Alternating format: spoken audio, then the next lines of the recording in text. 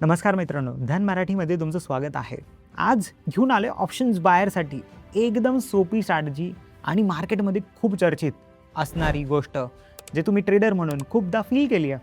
पण नक्की याला ट्रेड कसं करायचं हे कोणाला तसं टेक्निकली माहिती नाही, पण एक बेसिक प्राइस ॲक्शन स्ट्रॅटेजीनी 3 PM ची पॉवरफुल स्कॅल्पिंग स्ट्रॅटेजी ही मी आज तुम्हाला सांगणार आहे. जनरली एक्सपायरी डेजला तर खूप मोठी व्हॉलॅटिलिटी आपल्याला बघायला मिळते 3 PMला.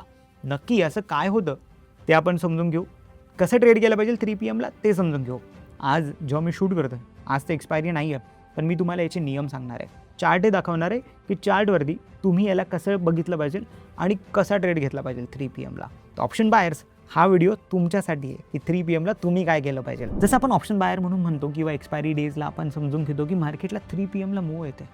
काय येत असेल मूव्ह? जसं आपण आपल्या पहिल्या व्हिडिओमध्ये डिस्कशन केलं की मार्केटमध्ये वेगळे टायमिंग आहे. सकाळी व्हॉलॅटिलिटी असते. एक्सपायरी डेला खूप ऑप्शन बायर्स, खूप ऑप्शन सेलर्स मोठ्या पोझिशन्स बनवतात. ओआय आपल्याला इतक्या मोठ्या लेवलवर बघायला मिळतो, जसं की निफ्टीमध्ये तुम्ही साधारण एक स्ट्राईक प्राईसला 2.5-3 कोटी कॉलला, पुटला इंडिव्हिज्युअली. आणि मग 3 PMला असं होतं काय की ज्याने मोमेंटम येतो. 3 PMच्या थोडं अगोदर जसं आपण मागे डिस्कस केलं की 12:30 नंतर युरोपियन मार्केट्स ओपन होतात. 1:30 वाजता लंडन मार्केट ओपन होतं आणि त्यानंतर एक मार्केटमध्ये नवीन व्हॉल्यूम्स यायला लागतात. त्याचा एक इम्पॅक्ट असतो. दुसरा, सकाळी हा जो ओआय ऑप्शन सेलर्सनी बनवलेला असतो, त्यांनी दिवसभरात काहीतरी कमवलेले असतात पैसे. त्यांचा SL ट्रेल झालेला असतो खाली आणि त्याच्या स्ट्राईक प्राईस असतात ना मग 3 वाजता, कारण की त्यांनाही 3:20पर्यंत तर त्यांच्या पोझिशन कापायच्यात. 3 वाजता त्यांनाही भीती वाटायला लागते की मी 3:20ची वाट बघू का नको, का मी आत्ताच माझे पोझिशन कापू. ते लोक ज्यांनी ऑप्शन सेल केला त्यांना त्यांचा ऑप्शन परत बाय करायला लागतो, म्हणून तेही बायर असतात. आपण तर बायर आहोतच, म्हणून आपणही बाईंगला येतो. त्यामुळे एक मोठी मूव्ह आपल्याला बघायला मिळते. तर आता समजून घेऊ की मग नक्की ती मूव्ह कॅच कशी करायची.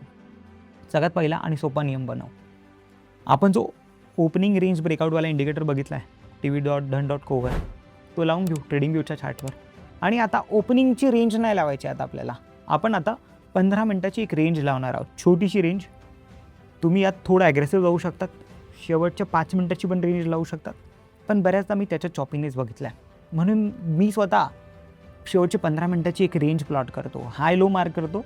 2:45 ते 3 वाजेचा हाय आणि लोला मी मार्किंग करून घेतो. 3 PMला मी रँडम ट्रेड नाही घेत. पहिला 1 मिनिट थांबून जातो, कारण की बऱ्याचदा पहिल्या 1 मिनिटात थोडासा ट्रॅप बनतो. मार्केट एका बाजूला पळतं आणि अचानक फिरून जातं, दुसऱ्या बाजूला जातं. म्हणून आपण ती रेंज बनवतो. ती रेंजचा जर हाय ब्रेक झाला तर आपण कॉल विकत घेणार, त्या रेंजचा लो ब्रेक झाला तर आपण पुट विकत घेणार. कॉल आणि पुट विकत घेताना एक्सपायरी डेची स्ट्रॅटेजी बनवतो आहे, म्हणून लक्षात ठेवा आपण साधारण 21 रुपयाचा आणि 25 रुपयाचा कॉल आणि पुट एवढंच विकत घेऊ. याने काय करतो आपण, आपली रिस्क मॅनेज करतो आहे. 20-25 रुपयेच का, तेवढीच आपली रिस्क होऊन जाते. याला आपण हिरो झिरो ट्रेड असंही म्हणतो. हिरो झिरो ट्रेड्स बऱ्याचदा झिरोच होतात, पण ज्या दिवशी हिरो होतो त्या दिवशी तुम्हाला साधारण खूप मोठे पैसे बनवू शकतात. 50 रुपये, 60 रुपये, 80, 100 रुपये होतो कधी कधी 3 PM नंतर. यामुळे आपण याला हिरो झिरो म्हणतो आहे. पण यात मग इन्व्हेस्टमेंट किती करायची, पूर्ण कॅपिटल कधीच नाही लावायचं. 3 PMला पहिला आणि सगळ्यात महत्त्वाचा नियम हा बनवून घ्या की कधीच 3 PMला पूर्ण कॅपिटल लावू नका. तुमच्या अकाउंटला 50,000 असतील, 20,000 असतील, लाख रुपये असतील, 3 PMला एवढे नाही लावत. 3 PMला आपल्याला जेवढा लॉस सहन होईल तेवढेच पैसे लावायचे. मी साधारण सोप्या भाषेत सांगेल 1 ते 2% तुमच्या कॅपिटलच्या एवढंच लावा, कारण की पूर्ण ऑप्शन जरी झिरो झाला तुमच्या कॅपिटलचं नुकसान तुम्हाला फक्त 2% तेवढंच चालेल. समजून घ्या, तुमचं कॅपिटल 1 लाख रुपये तर 2,000 रुपये लावा. 2,000 रुपयात 1 लॉट येत असेल, 2 येत असतील, कारण की छोटे लॉट साईज होऊन जाते, तर तेवढंच घ्या. कॅपिटल मोठं असेल तर त्या हिशोबाने तुमची लॉट साईज डिफर होईल, तेवढंच ट्रेड करा. खूप छोटे कॅपिटल असेल 3 PM मूव्ह टाळा. दिवसभरात स्विंग ट्रेड अपॉर्च्युनिटी चांगले मिळतील तिथे ट्रेड करा. बट जर तुमच्याकडे कॅपिटल आहे तर ट्रेड कसं करायचं हे बघूया. हा मी चार्ट लावला आहे निफ्टीचा परत 5 मिनिटाचा. आता आपण फक्त एक्झाम्पलसाठी बघतोय की नक्की काल काय घडलं आहे. आता मी कालचा एक चार्ट प्लॉट केला आहे आणि त्याच्यात परत आपला हा इंडिकेटर लावला आहे ORB. कसा लावला, इंडिकेटर्सला गेलो, ओपनिंग रेंज ब्रेकआउट याला सिलेक्ट केलं. सिलेक्ट केल्यानंतर मी याच्या सेटिंग्सला गेलो आणि सेटिंग्सला बघा मी काय चेंजेस केल्या.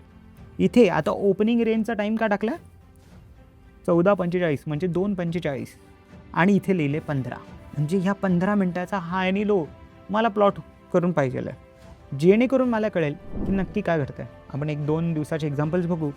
आता ह्या एक्सपायरी डेज तर नाही दिसत आहे, कारण की मागच्या एक्सपायरीचा आपल्याला चार्ट नाही दिसणार, पण जर तुम्हाला हा व्हिडिओ मिळाला, तुम्ही पुढच्या एक्सपायरीपासून ट्रेड लगेच नका घेऊ. मी सांगेल 1-2 एक्सपायरी यावर बघा कसं चालतंय आणि मग त्या हिशोबाने तुमचे ट्रेड्स प्लॅन करा. ही 2:45ची 5 मिनिटाची कॅन्डल आहे. मी मुद्दामून 5-5 मिनिटाचाच कॅन्डल लावतो. आपण याच्यात बघू तो 2:45, 2:50 आणि 2:55 म्हणजे इथे तुमचे 3 PM आता चालू होतील. 3 PMला काय होतं बघा. 3 PMला हा हाय लो प्लॉट झाला. इथे हाय होता 24,194 आणि लो होता 24,197, 24,157. म्हणजे साधारण एक आपण असं म्हणू 36-37 पॉईंटची रेंज, खूप छोटी रेंज आहे निफ्टीच्या.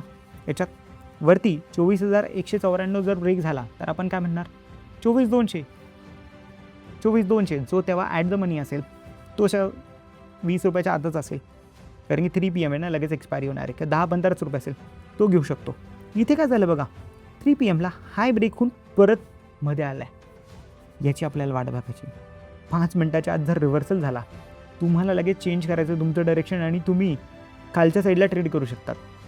इथे बहुतेक तुम्ही कॉल घेतला असेल, त्याने एक स्पाईक दिली असेल, तुम्हाला लगेच एक छोटं मोठं स्कॅल्पिंग टार्गेट मिळालं असेल, पण आपल्याकरता 0-0 नाही आहे. तर हा शेवटी काल गुरुवार होता म्हणून बघा मार्केट हाय ब्रेक झाला आणि परत लो जळून बंद झाला. आपल्याला काही खास त्यात ट्रेड नाही मिळालं, कारण की क्लोजिंग नाही आली 3-5ला आपल्या फेवरमध्ये. हाय ब्रेक झाला आता साधारण SL वाजला असेल आपला, जर आपण ट्रेड घेऊन उभंच राहिलो असेल तर. पण बघूया त्याच्या आदल्या दिवशी आपल्याकरता काय घडलं आहे.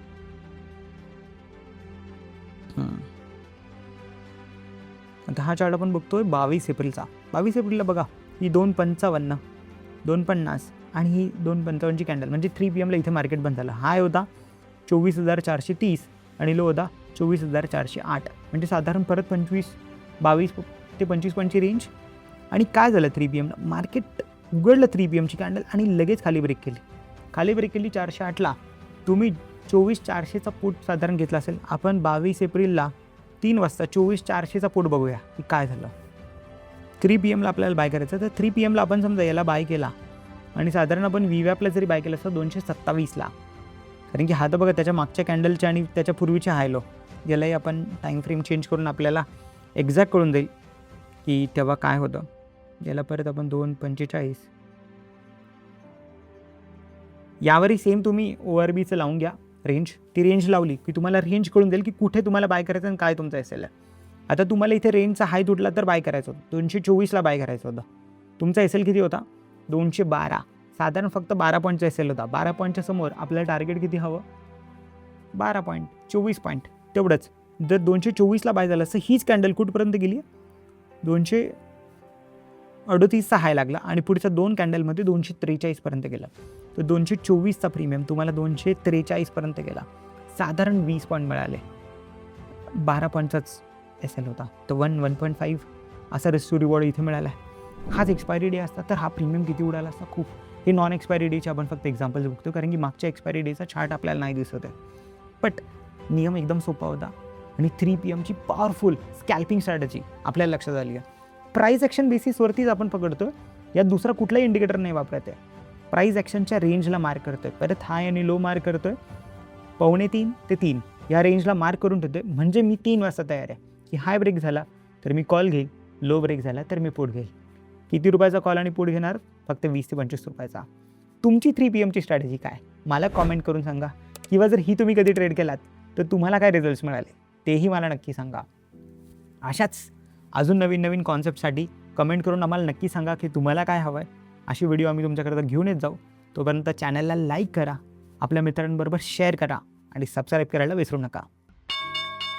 Investments in the securities market are subject to market risk. Read all the related documents carefully before investing.